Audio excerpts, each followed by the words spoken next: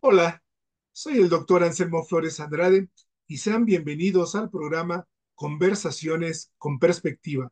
En la emisión de hoy abordaremos el tema de el Parlamento Abierto, el caso de México. Y para conversar sobre este tema, tenemos como invitado al doctor Kenvir Puente Martínez, quien es doctor en Ciencias Sociales por el Colegio de México y actualmente es profesor titular definitivo de tiempo completo adscrito al Centro de Estudios Políticos de la Facultad de Ciencias Políticas y Sociales de la UNAM. Es miembro de la Academia Mexicana de Ciencias y del Sistema Nacional de Investigadores Nivel 2. En 2015 obtuvo el reconocimiento Universidad Nacional para Jóvenes Académicos en Ciencias Sociales. Se ha desempeñado como coordinador del Centro de Estudios Políticos de la Facultad de Ciencias Políticas y Sociales de la UNAM y como coordinador del programa de posgrado en Ciencias Políticas y Sociales de la máxima casa de estudios. Doctor Kermin Puente, gracias por haber aceptado nuestra invitación para poder estar con nosotros.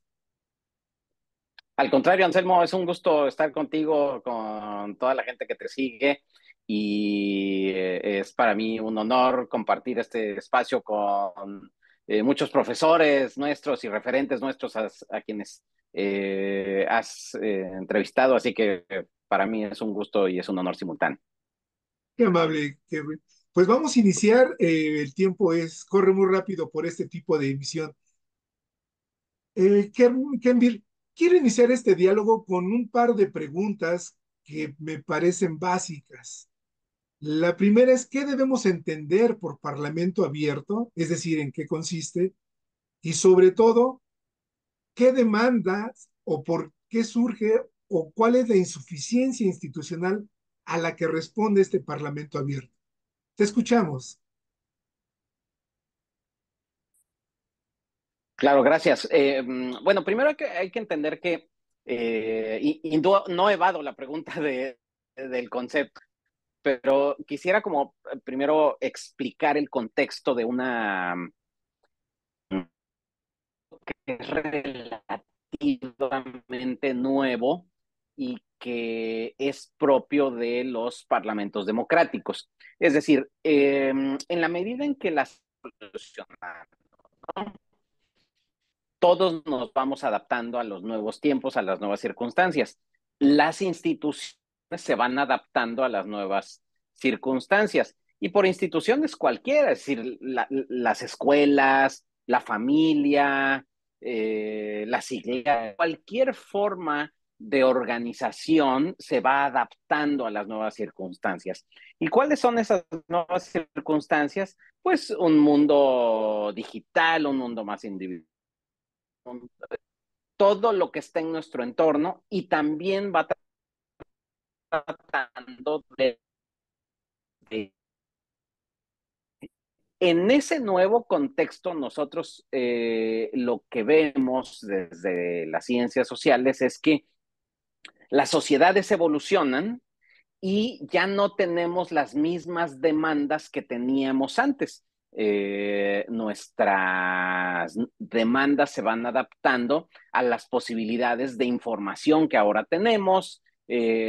Antes éramos, digamos que si pensamos en el modelo representativo, pues antes representación política significaba que tuviéramos quien nos representara en las actividades políticas y que tuviéramos un diputado, un senador, y ya con eso teníamos la posibilidad de votar y tener un representante. Bueno, eso que más o menos hoy empieza a ser universal en las democracias, ya está dado en automático, ¿no? No se piensa en eso, es decir, hoy no se dice si debíamos retirarle el voto a las mujeres, eso ya no se discute si tendríamos que retirarle el voto a las personas de cierta edad, etcétera. Es decir, eso ya está zanjado.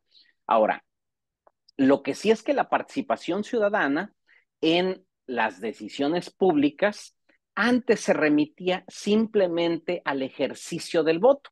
De hecho, durante muchos años en la ciencia política, el indicador de participación política era el porcentaje de votación. Participación ciudadana al porcentaje de personas que salen a votar el día de las elecciones. Pero esto ya no es así, es decir, la participación ciudadana ha evolucionado y ha evolucionado también al ritmo en que ha evolucionado la sociedad misma. Entonces, hoy ya no es suficiente con ese modelo representativo y entonces las legislaturas deben estar atentas a las demandas que tienen permanentemente las y los legisladores.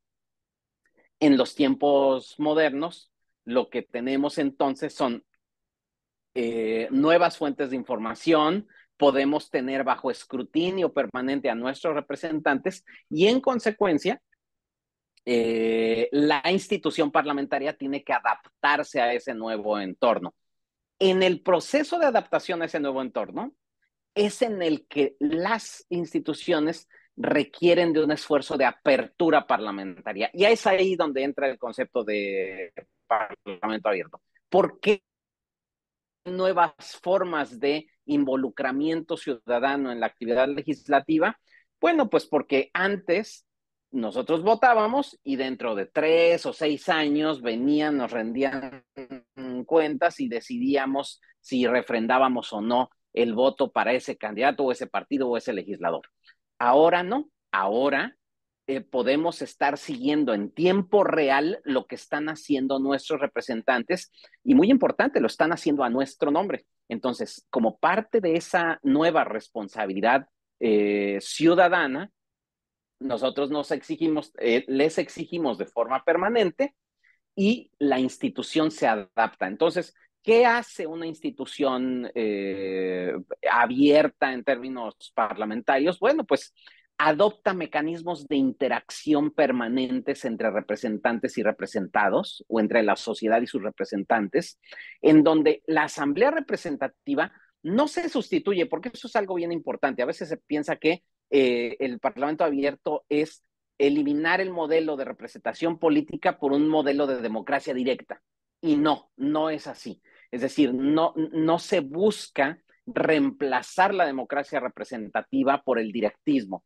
Se trata de que dentro del modelo de democracia representativa, la actividad parlamentaria abre el proceso parlamentario, es decir, abre su actividad cotidiana a la participación de la sociedad. Y en la participación de la sociedad lo hace no solo en el proceso legislativo. El proceso legislativo es muy importante, pero no es el único.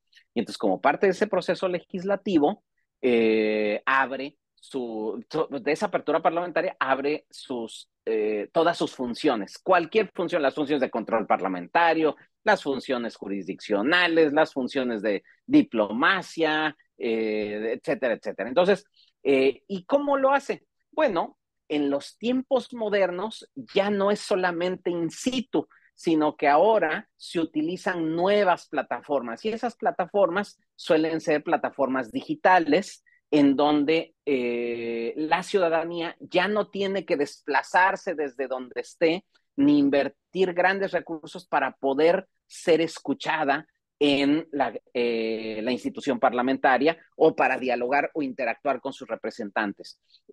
Ahora lo puede hacer de forma remota, lo podemos hacer desde nuestro domicilio, en nuestro trabajo, etcétera. Y los legisladores responden responsablemente a esa nueva interacción. ¿Qué es responder responsablemente? No quiere decir que están obligados a hacernos caso, porque a veces también se piensa eso, que en el Parlamento abierto están obligados a incorporar obligatoriamente en los términos en el que la sociedad lo está demandando. Pues no, porque la sociedad es plural y la sociedad tiene distintos puntos de vista y entonces si abres el proceso, pues puedes recibir puntos de vista en tensión o en conflicto y para eso el representante es responsable cuando da los argumentos de por qué o ciertos posicionamientos políticos y se dan un ejercicio de rendición de cuentas. Sume su responsabilidad. ¿Qué es lo que se busca? Bueno, pues que el trabajo legislativo, el trabajo parlamentario sea de forma colaborativa. Es decir, no es de que, bueno, ya somos parlamento abierto y entonces ya. El Parlamento abierto son distintas prácticas que se van institucionalizando a lo largo del todo, se van adaptando igualmente a las nuevas circunstancias. Hoy en día, por ejemplo, podemos saber lo que sucede en cualquier, pensemos en el Congreso mexicano. Hasta hace pues unos 20, 30 años, prácticamente 30 años, pues no podíamos saber lo que estaba pasando ahí dentro del Congreso, a menos que fuera por los medios de comunicación masiva o a través de la lectura de documentos parlamentarios, pero pues sin internet, lo que se va a discutir mañana, se puede saber las posiciones de cada. Si dijéramos, van a transmitir las acciones, pues diríamos, no, pues eso ya no es ninguna innovación democrática. Hoy tendremos proceso, iba en la reforma de cualquier tipo, podamos interactuar permanentemente posiciones de cada uno de consecuencia de nuestros representantes. Entonces, eso es lo que va transformándose. Es difícil decir, bueno, entonces incorporen esta práctica y entonces ya todos felices y contentos. No, es incorporemos, vamos a necesitar otra, la sociedad misma y en consecuencia la institución parlamentaria. Qué interesante que lo que nos comentas, Kervin, y adelantaste de manera indirecta varias cosas que quiero preguntarte. Lo formulo de manera más directa. Y qué bien que comentas que el Parlamento abierto es un mecanismo que no sustituye, sino que complementa a esa adaptación de esa evolución institucional que tú nos estás comentando. Y te quiero preguntar, Kenvir, ¿cuántas características o cualidades debe de cumplir un Congreso o legislatura para ser dominado como Parlamento abierto? Porque a veces se establece en la ley o en la normatividad, pero eso no quiere decir que contemos fehacientemente en los hechos con un Parlamento abierto. De ahí que te pregunte esto. Es cierto, es decir, el país no es democracia, lo mismo porque en el proceso legislativo se reconozca en el reglamento que debe haber audiencias públicas, ¿no?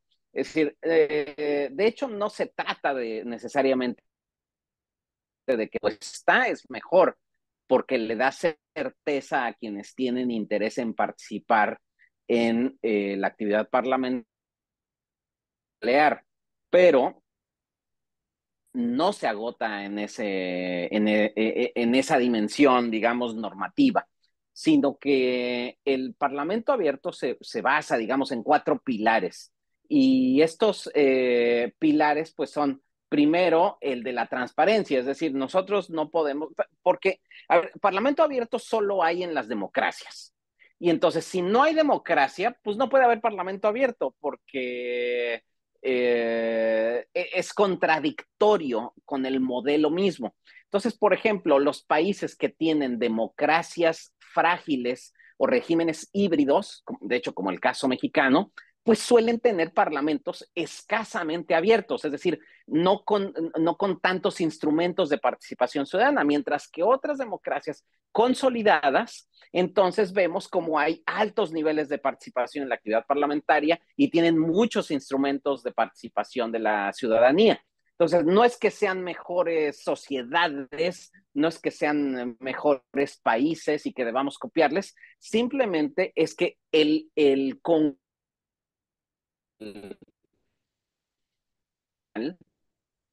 estatus de la democracia misma. Entonces, en este caso, yo te decía, solo hay parlamento abierto donde hay democracia y solo hay parlamento abierto donde se conjugan cuatro elementos. Primero, que haya transparencia en la actividad parlamentaria. Ese es un pilar fundamental. Es decir, nosotros no podemos exigirle cuentas o interactuar si no sabemos lo que está pasando dentro. Entonces, digamos que pues ese sería como la primera barrera o el primer pilar. El segundo es el de participación ciudadana. Es decir, puede haber un parlamento muy transparente, pero si no hay una cultura que estén las puertas abiertas permanentemente del Congreso del Parlamento, pues si la sociedad no le interesa porque siente que su voz ahí no está siendo escuchada, pues no va a participar, no se va a acercar.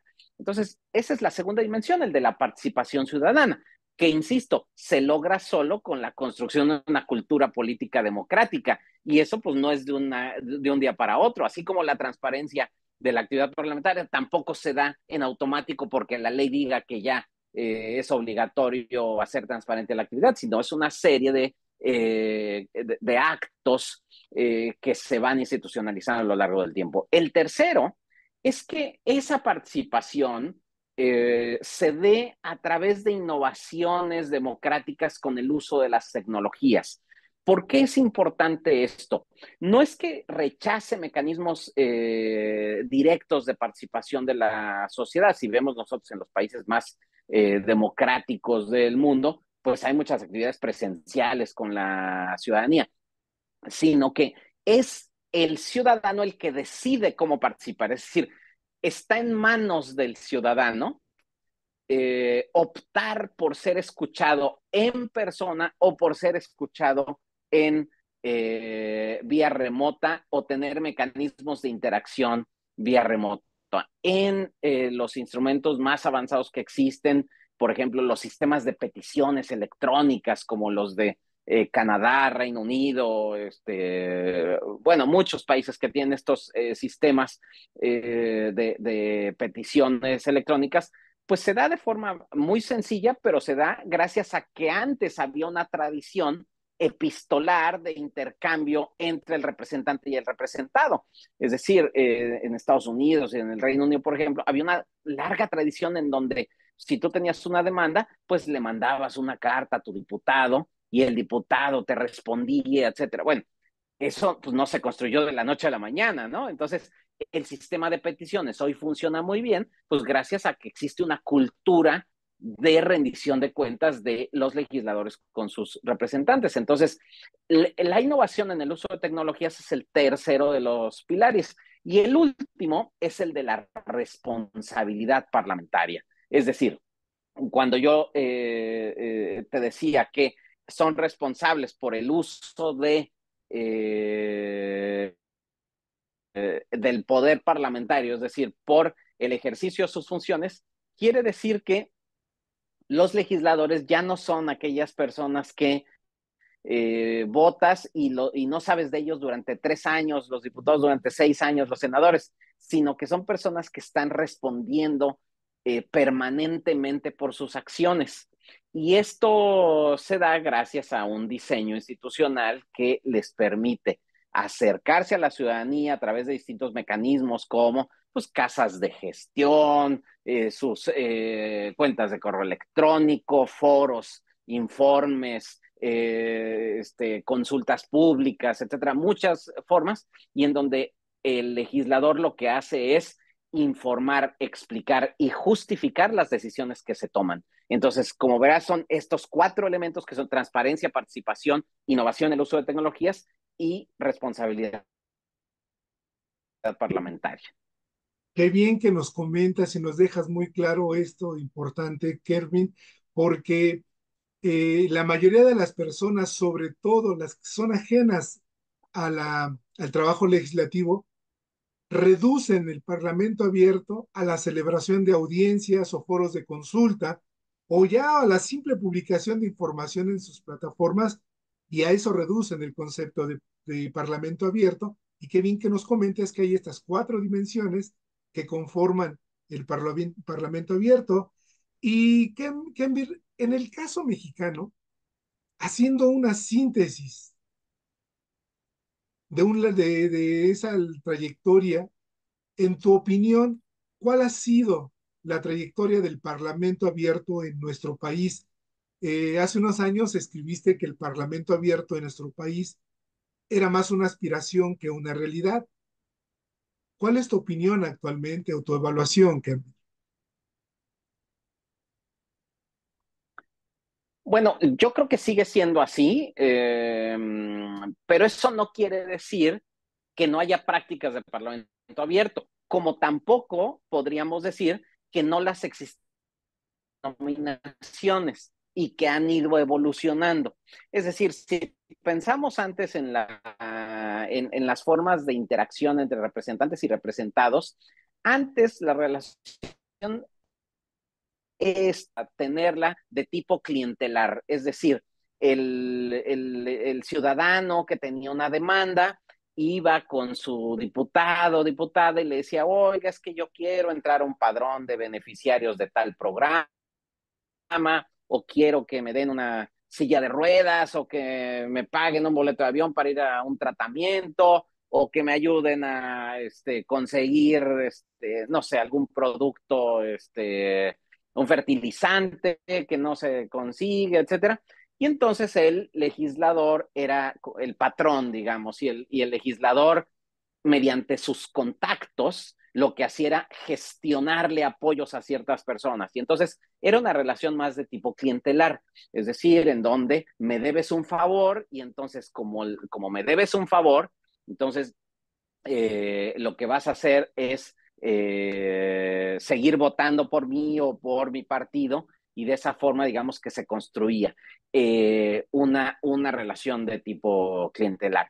En la medida en que la ciudadanía se va empoderando y en el que la ciudadanía va exigiendo a sus representantes ya no prebendas, sino exige sus propios derechos, es decir, demanda sobre lo que tiene derecho, entonces esta relación empieza a ser mucho más horizontal. Ya no es patrón cliente, sino que empieza a ser más horizontal y entonces ya le exigen a su representante. No en todas las sociedades así ha sido y no en todos los momentos históricos de México así ha sido. De hecho, hoy en día estamos presenciando, digamos, cómo se está nuevamente transformando la relación entre representantes y representados, seguramente producto de estas amplias mayorías que ahora nuevamente tienen un partido o una coalición legislativa. Entonces, lo que hemos visto es que digamos que en los años de la transición democrática y los años, digamos, de la democracia en ciernes en México, que fue, digamos, después de la caída del PRI o de la primera caída del PRI en el 2000, fue que ante la ausencia de mayorías de un solo partido y ante la ausencia de mayorías en ambas cámaras del Congreso y por la misma desconfianza que había entre todos los actores políticos, lo que se hizo fue empezar a abrir el proceso legislativo en la medida en que las organizaciones de la sociedad civil también empezaron a demandar en el Congreso mayor oportunidad de ser escuchados. ¿Por qué sucedió? Bueno, pues porque antes la ventanilla de consultas pues estaba en el Ejecutivo. Y entonces en la medida en que el gobierno no tenía mayoría, pues entonces pasa al legislativo y en el legislativo las organizaciones lo que hacen es acercarse nuevamente, bueno, por primera vez realmente a los distintos grupos parlamentarios o a legisladores individuales que tenían una vocación mucho más de apertura institucional. Y ahí vimos un surgimiento de la primera ola, llamémosle así, de apertura parlamentaria, en donde pues prácticamente no había nada, que fue desde la primera ley de transparencia, en donde se hacen los primeros esfuerzos, estamos hablando de 2002, después un comité de garantía de acceso a la información, después se empezaron los primeros pasos. Hoy en día lo que podemos ver es que hay esfuerzos muy importantes por acercar el Congreso a la ciudadanía. Por ejemplo, en la Cámara de Diputados existe el portal ciudadano, una cosa que no existía, es decir, Antes, pues lo que estaba en la página de internet, era muy técnico, etcétera. Ahora hay un portal ciudadano en donde está de manera sencilla y de fácil acceso la información de lo que está sucediendo. Puedes contactar a tu legislador a través de esa vía y no tienes que, digamos, ser un especialista en la materia. O pensemos en el Congreso, en el canal del Congreso, que ahora es mucho más que un canal de televisión, es una gran plataforma de comunicación en donde antes el primer paso fue transmitir las sesiones de las cámaras. Hoy en día, nosotros podemos meternos a la plataforma digital del canal del Congreso y tenemos un amplio menú, es decir, tenemos hasta 8 transmisiones simultáneas y nosotros elegimos qué ver. Es decir, ya no es clientelar, ya no es el canal del Congreso el que decide qué es lo que yo voy a ver, sino que pone a mi disposición todas las actividades que están sucediendo en las cámaras del Congreso y yo soy quien elige qué ver, ¿sí? Y eso sí cambia el modelo de interacción entre representantes y representados. Ahora, ¿cuál es la siguiente etapa? Bueno, justamente construir mecanismos de comunicación bidireccional, es decir, que haya retroalimentación entre los participantes en ese diálogo y que en esa retroalimentación se concreten un trabajo colaborativo en las actividades de las cámaras. Ahora, ¿eso cómo se puede lograr? Pues solo a través de la institucionalización, es decir, que no dependa de quiénes están en turno presidiendo las cámaras o de que si hoy es un partido o es el otro o que si este legislador es más afín a la apertura parlamentaria. No, eso siempre va a influir, pero tiene que haber reglas claras, es decir, si en todo proceso legislativo va a haber, por ejemplo, una semana de consultas públicas, sea muy importante o sea menos importante la iniciativa. En el dictamen, en el dictamen siempre tiene que haber una respuesta a toda la información que se le presentó. Debe de haber un expediente con todos los documentos que llegaron producto de las consultas públicas, etcétera. Ese es el siguiente paso que tenemos que dar y que no se ha logrado, pues la verdad es que no se ha logrado por la inestabilidad política, porque han sido, al menos en los últimos años, ha sido muy intensa la actividad parlamentaria y también ha habido mucha polarización entre las fuerzas políticas. Entonces, ha sido difícil que se pongan de acuerdo en este tipo de cosas y adicionalmente la pandemia por COVID-19 significó un retroceso en muchos países en materia de participación ciudadana. Entonces, apenas estamos tratando de ponernos al día de cómo estábamos antes de la pandemia. Qué interesante y totalmente de acuerdo contigo, Kember. Ya de una u otra manera has respondido a esto que te voy a preguntar, pero para el público que nos va a ver y escuchar, resumiendo todo esto que riqueza reflexiones que nos acabas de compartir, Kember, eh, en tu opinión, ¿cómo o de qué manera el Parlamento abierto contribuye al fortalecimiento de la democracia? Bueno, justamente yo lo que decía justo al principio es que pues Parlamento abierto solo hay en democracia y se retroalimenta mutuamente. Es decir, en la medida en que el modelo representativo considera que los parlamentos no solo tienen que ser representativos, es decir, hasta hace algunos años, un parlamento democrático es uno que era representativo, es decir, uno que reflejaba más o menos la pluralidad de ideológica, regional, política, social, etcétera, de género, etcétera, de una sociedad determinada. Y con eso ya considerábamos que era un parlamento democrático, es decir, representativo era suficientemente democrático. Pero eso tenía que ver más con las reglas de acceso al poder. Esto ya está superado, es decir, ya no es esta visión más que minimalista de la democracia, es decir, ya no la democracia no se agota en los votos, sino que la democracia se ejerce en el poder mismo, es decir, No solo basta con llegar al poder democráticamente, sino ejercer el poder democráticamente. Lo mismo en los parlamentos. No basta con que sean representativos, sino que el ejercicio del poder parlamentario sea democrático y abierto. ¿Qué quiere decir que sea democrático y abierto? Pues que sea transparente, que sea eficaz, que sea profesional, que rinda cuentas y que sea accesible. Entonces, con estos 5 elementos, además de representativo, que ya lo habíamos dado por sentado, ¿no? Entonces, todos estos elementos son los que hoy configuran lo que podríamos pensar un parlamento democrático moderno.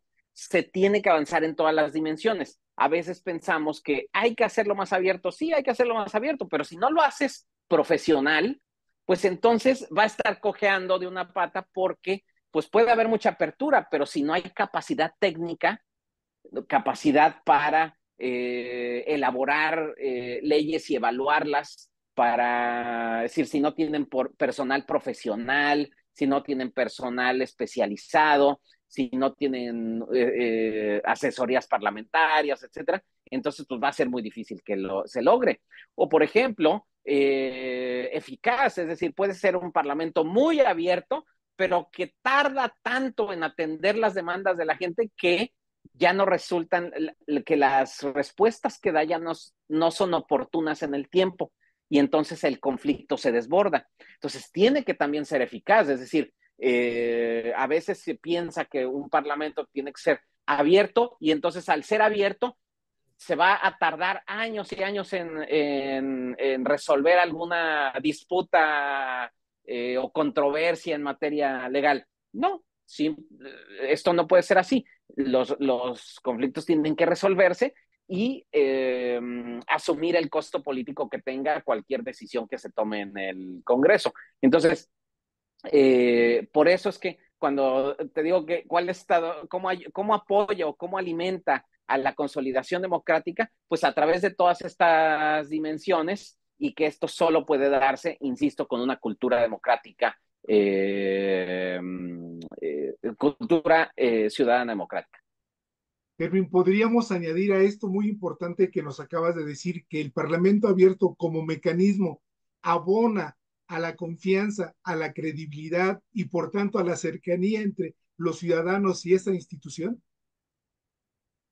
Sí, aunque recordemos que, a ver, los parlamentos tienen esta dualidad en el que uno pensaría que, pues a mayor transparencia, mayor cercanía con tus representantes, mayor confianza. Y no necesariamente es así, porque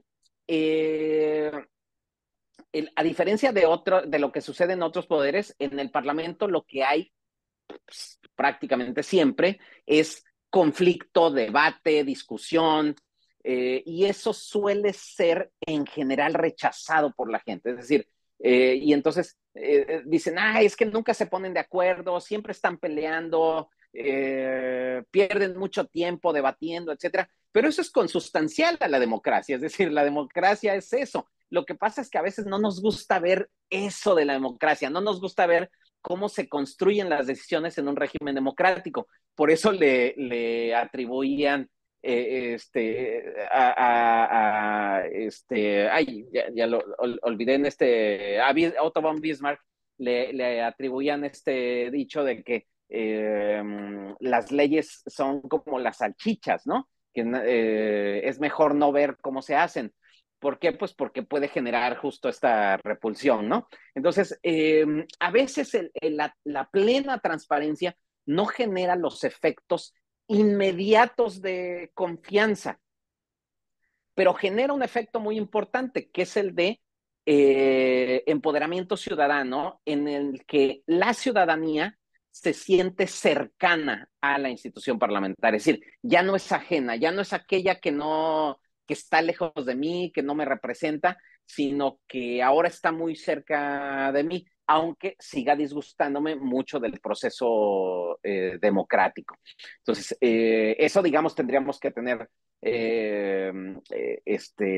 asumir, digamos, el costo que tiene los procesos de apertura parlamentaria. Claro, qué interesante. Finalmente, Kenville, en tu opinión, eh, y con esta experiencia ya de más de una década que tienes estudiando esto del Parlamento abierto, en tu opinión, ¿cuáles son los desafíos que enfrenta el Parlamento abierto en México para su fortaleza y, si es posible, para su consolidación? Sí, bueno, todavía no se ha logrado pasar digamos, a las etapas superiores de lo que una reconocida politóloga que es Cristina Lesto Bandera ha dicho que se requiere para tener parlamentos con compromiso ciudadano o en donde hay un compromiso entre ciudadanos o mayores niveles de participación de los ciudadanos. Es decir, tenemos muchas deficiencias para comunicar lo que se hace en el Congreso. Es decir, todavía la gente desconoce ya no solo a quiénes son sus representantes, que sería como lo mínimo, es decir, saber quién es tu diputado, tu diputada, tu senador, tu senadora, sino además qué es lo que hacen, cuáles son sus funciones. Es decir, eso está en el nivel cognitivo, es decir, qué es lo que hace esta institución y estas personas. Entonces, de esa dimensión no hemos logrado todavía tener buenos ciudadanos informados sobre lo que está pasando. Y esto no es solo responsabilidad del Congreso, no es solo responsabilidad del ciudadano. Por ejemplo, esto se construye en las democracias más avanzadas, se construye en la escuela, en la familia, en la organización social, en los clubes, en todo espacio comunitario. Entonces, tenemos que avanzar en ese sentido. Segunda, es que además del cognitivo tiene que ser el evaluativo. En el indicador evaluativo, es decir, ¿cómo podemos evaluar mejor el desempeño? Pues en la medida, primero, en que tenemos más información sobre lo que ahí sucede, pero también en el que tenemos cierta cercanía con lo que está pasando dentro. Yo no puedo calificar si está haciendo bien o no su trabajo cualquier persona si no sé qué es la que está haciendo y tampoco sé lo que debería de hacer. Entonces, eso hace que, pues bueno, digamos, no, pues a mí me parece que lo hacen mal y a otros puede hacer que les parezca que lo hacen bien. Y el tercer nivel es en el nivel afectivo, es decir, en el de confianza. No podemos lograr tener confianza si no sabemos lo que hace y tampoco conocemos cómo lo están desempeñando. Entonces, tenemos esos tres niveles que significan un reto para el Congreso mexicano. Insisto, no quiere decir que no se hayan hecho cosas o que no se estén haciendo cosas. Lo que está pendiente es articularlo y que esto se institucionalice para que, independientemente de que haya mayorías o minorías, de que haya gobierno unificado o dividido, independientemente de que el presidente de la República sea de un partido o de otro, independientemente que la mesa directiva sea presidida por un partido u otro, no importa, el ciudadano, la ciudadanía en general, esté siempre pleno, con certeza de que su voz será escuchada y que las y los legisladores serán responsables ante él por sus acciones. Wow, qué interesante y importante esto que nos comentas, Kelvin. Y pues a mí solo me resta decir, soy el doctor Anselmo Flores Andrade y fue un placer haber conversado con el doctor Kenville Puente, profesor de la Facultad de Ciencias Políticas y Sociales de nuestra máxima casa de estudio, miembro de la Academia Mexicana de Ciencias y miembro del Sistema Nacional de Investigadores Nivel 2.